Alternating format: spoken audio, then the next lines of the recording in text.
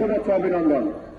আপনারা জানেন যে বিগত 5ই আগস্টের পর থেকে বাংলাদেশ সম্মিলিত সনাতনী জাগরণ দল বিভিন্নভাবে আমরা অন্যায়ের প্রতিবাদ করেছি। আমরা যেখানে আমাদের সংখ্যালঘু সম্প্রদায়ের উপর নির্যাতন হয়েছে আমরা সুস্পষ্টভাবে সরকারকে জানানোর জন্য প্রতিবাদ করেছি। আমরা সরকারকে অনুরোধ করেছি এই সব ঘটনাগুলো সুষ্ঠু তদন্ত করে বিচার করার জন্য। আমাদের জাগরণ জোটের পক্ষ থেকে আমরা রিপোর্ট প্রদান করেছি। আমরা গভর্নমেন্টকে সুস্পষ্টভাবে কিছু ঘটনা তদন্ত করতে দিয়েছি।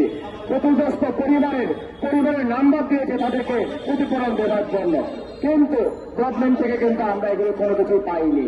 আমাদের আশ্বাস দেওয়া হয়েছিল, কিন্তু সেই আশ্বাসের বদলে আমাদের বিরুদ্ধে কিন্তু মামলা দেওয়া হয়েছে। আমাদের বিরুদ্ধে শাহবাগে হামলা করা হয়েছে, সেই হামলার কিন্তু এখনো কোনো তদন্ত হয়নি। আমাদের একবার মৃত্যুর সঙ্গে প্যান্ডাল হচ্ছে, প্রতিদিন তার 2 লক্ষ টাকা খরচ হচ্ছে আইসিইউতে, সেই ক্ষতিপূরণ কিন্তু আমরা এখনো পাইনি। বরঞ্চ আমাদের সাধু সন্ন্যাসীকে আমাদেরকে গ্রেপ্তার করা হয়েছে মিথ্যা মামলা দিয়ে।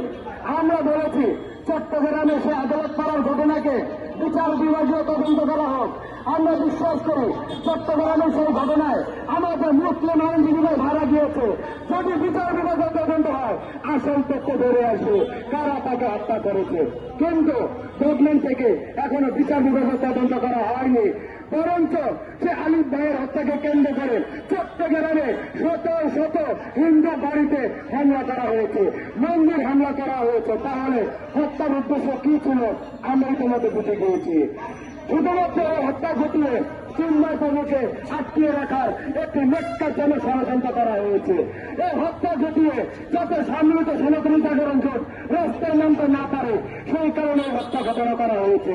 আমরা বলি তদন্ত করেন, আমাদের বিরুদ্ধে তদন্ত করেন। যারা ওই দিন সেই হাজার হাজার লাখ লাখ মানুষের মধ্যে ঢুকে গিয়েছিল তাদের বিরুদ্ধে তদন্ত করেন। আপনি বুঝে যাবেন কারা হত্যা করেছে।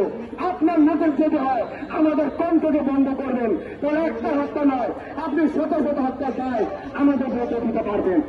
এটা আমরা চাই। রাষ্ট্র আপনার হাতে, সবকিছু আপনার হাতে। আমরা দেখেছি বর্তমানে আমাদের ইসকনকে জঙ্গি সংগঠন হিসেবে ট্যাগ দেওয়া হচ্ছে। বিশ্বের মধ্যে একটা যদি মানবতাবাদী সংগঠন থাকে সেটা তো ইসকন, সেই ইসকনকে আপনার ট্যাগ দিচ্ছেন। আজকে আমাদের গোবিন্দ রেস্টুরেন্ট ঢাকা শহর বিভিন্ন জায়গায় রয়েছে। গতকাল রাতে মালিবাগে গোবিন্দ রেস্টুরেন্ট ভাঙচুর করা হয়েছে। তো কেন আপনি রেস্টুরেন্টগুলো ভাঙচুর করছেন সেই জবাব কিন্তু আমরা পাচ্ছি না। সেই জবাব আমরা কিন্তু আপনাদের কাছে চাই। অর্থাৎ আজকে যেখান থেকে আমরা দাঁড়িয়েছি আপনারা যদি মনে করেন আমাদের কণ্ঠ বন্ধ হয়ে গেছে, আপনারা বোকার সরকার বসবাস করছেন। আমরা ফেলে গেছি নামে বসে নেই। আমরা আন্দোলন আরো জোরদার হবে। আমাদের চিন্ময় প্রভুকে আমরা আইনের মাধ্যমে বের করে নিয়ে আসবো।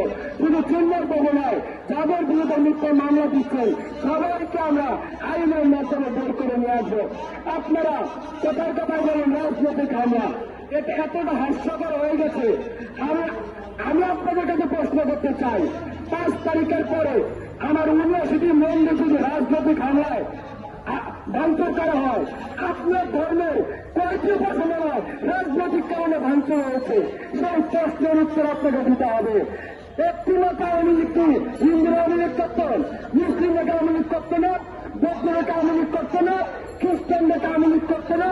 তাহলে শুধুমাত্র রাজনৈতিক কারণে আমার মন্দির ভাঙচুর হবে কেন? সেই প্রশ্নের উত্তর আপনাদের আমাদের দিতে হবে। অর্থাৎ রাজনীতি বলে বলে আমাদের উপর আর কোনো অত্যাচার করা যাবে না। রাজনীতি বলে অত্যাচার করা যাবে, পৃথিবীর কোন সংবিধানে এই কথা লেখা নাই। রাজনীতি বলে আপনারা বাড়িঘর ভাঙচুর করবেন, আর না বলে দর্শন করবেন, রাতে রাতে হত্যা করবেন, সেটা সংবিধানের কোথায় লেখা আছে? সেই প্রশ্নের উত্তর আমাদেরকে দিতে হবে। আপনি যদি মনে করেন 3 কোটি হিন্দু সম্প্রদায়কে, 3 কোটি মাইনরিটি সম্প্রদায়কে বেকার কাজে রাষ্ট্র পরিচালনা করবেন, আপনি বোকা স্বর্গে বসবাস করবেন।